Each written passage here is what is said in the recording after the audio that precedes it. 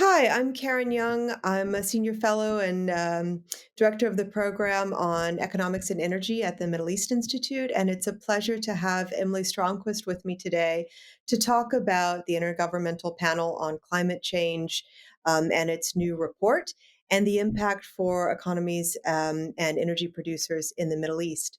Emily is a non resident fellow in our program, and she's also a managing director at Teneo. So, Emily, I wanted to just ask you, a lot of press has come out in the release of this report. This has been a culmination of many pieces of research over many years. The program was set up in 1988 and has continually published on the effects of climate change. But this report seems to tell us most about the human impact on those changes. And I wonder if you could give us a bit of overview on how you think Middle East energy producers and Middle East economies will be affected by some of the issues that are described in terms of temperature rising and the effects in sea levels and sea temperatures that we're seeing in this report. Yeah. Well, thanks very much for having me, Karen. And, I think we've all sort of read ad nauseum about what this report has actually produced. Bottom line, this isn't, new findings necessarily. There's consensus among scientists for a long time about the role of humans in this climate emergency. And I think the broader implications of this report are just that, we need to reduce emissions and we need to do that as quickly and efficiently as possible. And, I don't think there's the 1.5 degrees Celsius mark is one that everybody can use as a benchmark when setting their emissions targets, when setting net zero policies. But it's not necessarily a guide that, if we go over 2 degrees Celsius, we're all doomed, or if we stay below 1.5, that, it's smooth sailing from there. So I think for most governments now, it's an issue of how do we reduce emissions as quickly as possible? And I think that's going to be where this really plays in for some of the key Middle East producers as well. The other issue is that a lot of the discussion over the years has been around scientists and climate science, but we kind of know now that this isn't just about needing the requisite technology. That's there. The costs are coming down. There's been a lot more investment into that, and it's being rolled out in many countries around the world, including in the Middle East. The issue is much more about the political and economic barriers to sort of making progress on these issues. And again, I think that's where we can have a conversation around what are Middle East producers doing? What kinds of changes are we already seeing? And what kind of pressures might they encounter moving forward? And in particular, with COP26 coming up, I think this is a particularly opportune time to talk about this. COP26 is going to, or is expected to produce a lot of discussion around various climate setting targets, net zero targets, and also things like what should the price of carbon be, carbon border adjustment mechanisms, including as we've seen, for instance, in the EU, and how these will sort of affect trade and rollout of important technologies that are necessary to meet that 1.5 degree Celsius target. So thinking about the Middle East producers in particular, it's a bit of an interesting case where we're at right now because post-COVID, obviously, a lot of them are very focused on economic stimuli, trying to get sort of back to a point where they're able to boost their reserves again, able to reestablish sort of more budgetary stability. And I think this is where you have to consider that factor of how do you recover post pandemic without sort of creating additional environmental degradation. And so while they've traditionally committed to very broad rollout of renewable energy, and we've seen them really make significant progress on this front across the Middle East, there hasn't been as much sort of concrete progress towards emissions reductions targets, which is really what a forum like COP26 is going to want to see. We're starting to see that for sure. The UAE has obviously made statements to the effect that they're reviewing their own net zero policies. They could potentially announce that as soon as COP26. They're hoping to host COP28. Saudi Arabia has also had sort of similar. There's Saudi and Middle East green initiatives that are looking at all kinds of emissions reduction strategies. Qatar, even with their LNG, is looking at all kinds of ways to reduce their carbon footprint through as they sort of continue to build their LNG industry. So we're seeing progress, but it's really that this is incremental progress and it's promising, but it's really getting to that point where you're communicating sort of very specific targets in terms of net zero reductions and a path, for instance, to 2050 and how you intend to get there.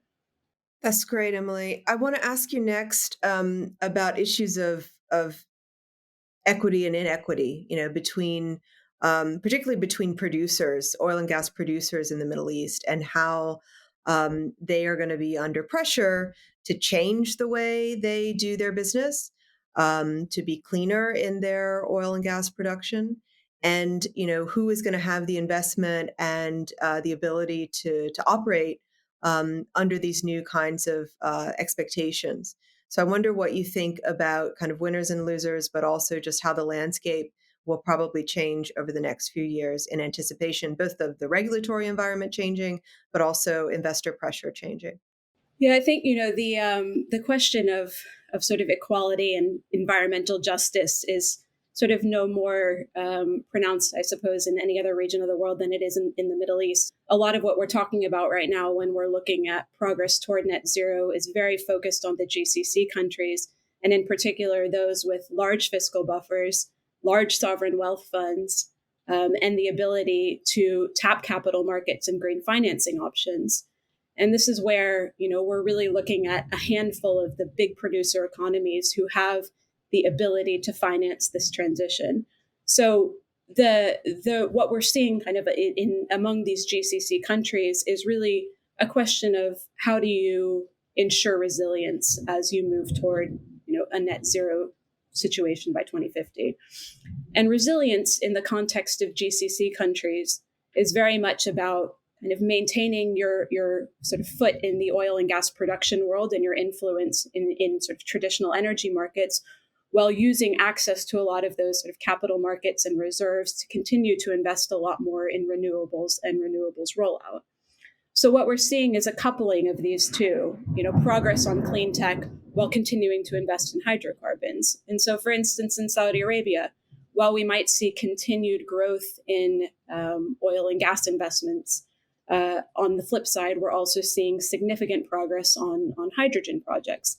The same can be said in the UAE, significant investments into new upstream gas projects, but this is offset by considerable progress on renewables.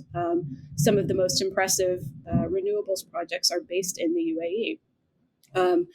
We can also say the same of Oman and of Qatar. In Oman, they're looking at all kinds of renewable solutions to be able to improve their oil recovery. And in Qatar, there's the question of how do we reduce emissions as we continue to significantly ramp up LNG production. And in their case in particular as well, they've been one of the countries that's been most proactive in trying to do carbon neutral LNG shipments. And this is kind of we could have a whole separate conversation, I think, about the role of carbon neutral shipping when it comes to hydrocarbons. But I think this is a very specific context in the Middle East. The progress that the GCC countries and some of the sort of most profitable oil and gas exporters have been able to make. On the flip side, there's still a lot of room to make progress, even without the large sovereign wealth funds, without the sort of massive fiscal buffers. I think Egypt and Iraq both make interesting examples. Egypt has obviously rolled out or is beginning to roll out a significant hydrogen program. And in Iraq, there's huge potential for renewables, a lot of unused land.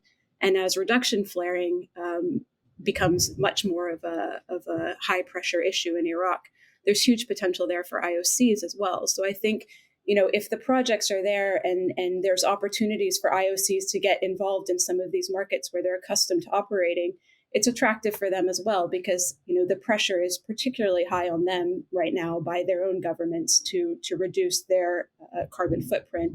And any projects globally that allow them to do that and that help them in that process are seen as, sort of an overall positive for their portfolios. So I think certainly, there's a diversity of opportunities there, but obviously there is that question of how do you distribute resources? How do you distribute technologies across a region where there's huge discrepancies in terms of access right now?